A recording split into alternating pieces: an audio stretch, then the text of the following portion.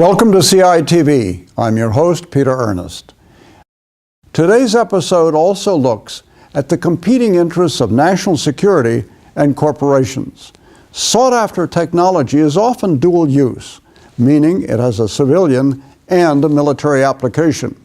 America imposes export control policies and laws to make it more difficult, as well as illegal, for dual-use technology to be obtained by unauthorized companies and countries.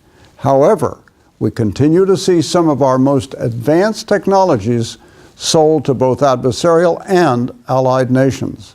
Since the end of the Cold War, U.S. counterintelligence has devoted many resources to technology protection and theft detection.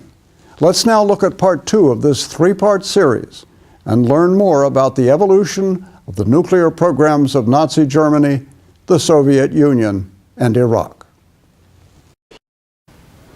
I want to begin my concluding thoughts on part 2 of Stealing the Fire with this insight from Peter Wright, a former British counterintelligence officer, from his book, Spycatcher.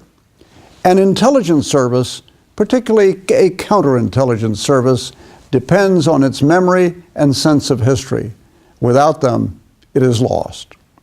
We are witnessing nothing new in the former Iraqi regime's quest for sophisticated and sensitive weapons technology. We witnessed this firsthand during World War II, when our ally, the Soviet Union, had a massive clandestine program to steal our nuclear secrets.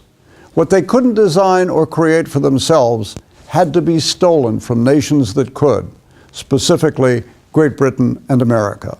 As history would later reveal, there were dozens of Soviet spies who penetrated every level of the most secret program of the World War II era, the Manhattan Project, our nuclear weapons program. Our book recommendations today are Secret Agenda, The United States Government, Nazi Scientists, and Project Paperclip, 1945 to 1990, by Linda Hunt. This book highlights the moral, ethical, and security dilemmas involved in assessing risks as we undertake different programs which need the contributions of people of questionable backgrounds. 2 books written by Richard Rhodes provide authoritative examination of the development of America's nuclear program and espionage directed against it. The Making of the Atomic Bomb and Dark Sun, The Making of the Hydrogen Bomb. Join me next time for the conclusion to this documentary.